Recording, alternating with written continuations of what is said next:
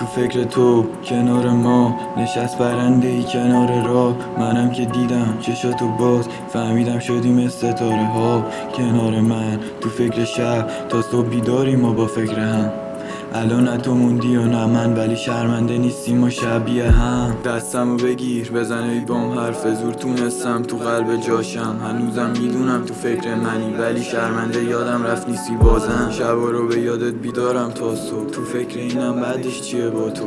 زندگیم شده مثل مارپله، نمیشه تکونش بدم این تاسو. بگو چی میشد بمونیم با هم، چرا شدی صد راهم.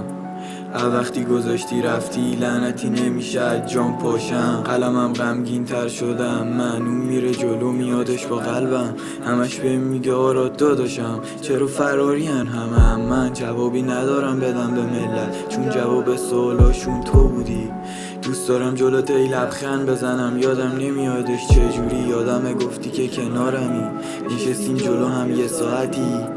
نه من حرف میزدم نه تو، چون دوتامون بودیم خجالتی. بعد تو نیومد به چشم کسی، من بودم و یه عالم دل و پسی. هر چقدرم برکی گفتم دوست دارم و قول دادم بوده علکی. فکرم مونده تو چشمای شرابی، چند نفر گفتن از سخت لباتیم. هر بار تو ذهنم یاد تو میافتم، عشق و قروگونم میشه سرازی. روزی که نشسته بودیم تو کافه، صدای دلم گفت این تا تباته. نخواستی بدونم عاشقم لیستی، تلاش دو کری شدی کلافه. منم که این وسط تو فکرت موندم، افتادم یاد قولات و یاد خوندن. سیگارم تنها کسی بودش رو زمین که دید چطوری من با فکرت سوختم. تو فکر تو کنار ما نشست برنده ای کنار راه. منم که دیدم چشاتو باز فهمیدم شدیم ستاره ها.